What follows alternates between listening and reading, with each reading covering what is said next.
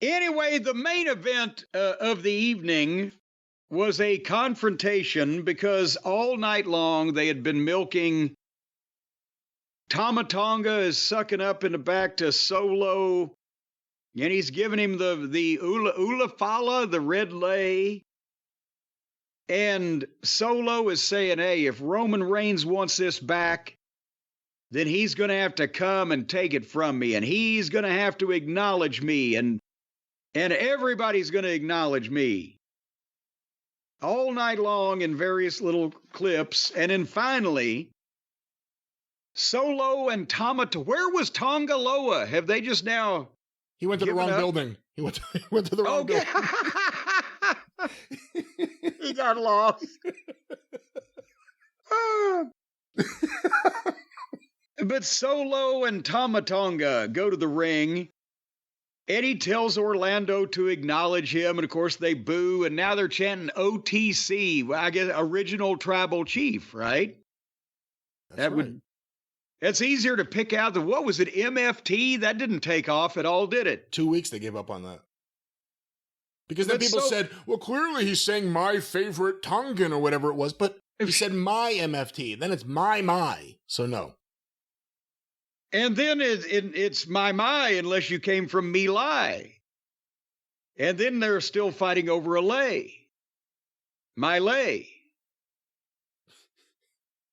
Well, let's continue with the lay that is SmackDown. So anyway, Solo says, I know one man that needs to acknowledge me, Roman Reigns, that if you want this, you come out and take it. And Roman's music plays and the crowd fucking roars. And Roman comes out, game face on, and he's not running. He's walking slowly and purposely. Slowly he turns, step by step, inch by inch. And finally they got the face off in the ring, and Solo hands the lay to Tama and says, go stand in the corner. And then they just start swinging, and Roman starts kicking the shit out of him. And he levels Solo, and then Tama attacks, and Roman shit cans Tama. And Roman's clearing off the desk, and he's gonna powerbomb Solo or whatever the fuck.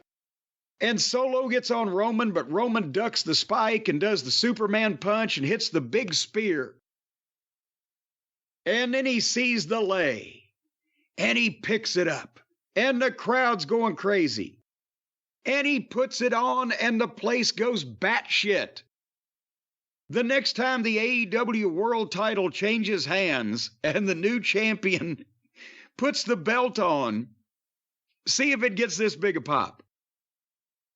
And then Roman's music starts playing, and there's Jacob Fatu with a super kick.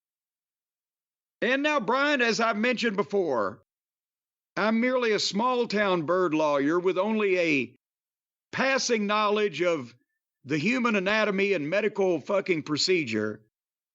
But he don't look like he had a broken leg. Well, he did have a walking boot on. Well, he was doing fine with throwing super kicks. He was throwing super kicks and moving around fine. Which, again, if the walking boot is still selling the thing from the, from the show and he can move around fine, that tells you something. And there's Jacob Fatu now. Kicks the shit out of Roman and posts him.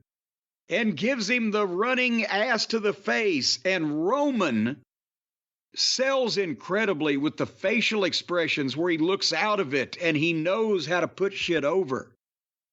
And he's doing a tremendous job. And then they take him out on the floor and they pick him up and they give him the triple power bomb through the announce desk and roll him in the ring and stand over him with the one fingers in the air. So Roman got his big return on pay-per-view, and then he got his big return on national TV, and now they got some heat on him. And son of a gun, they're moving right along here. What do you think about the fact that two of the biggest programs in WWE are based around a necklace and a bracelet? Well, that's the thing. If you tell a story that connects with people involving talent that the fans care about, then you can do shit like that.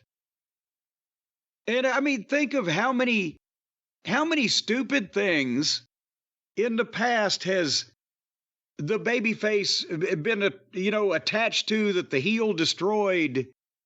Remember the old deal when they brought it was Bruno, right? They brought a fucking cake from Bruno's fan club and the heel knocked it over in the 60s on TV. Or the Fabulous Ones. They had jackets presented to them by the fans and the goddamn heels came out and tore them up.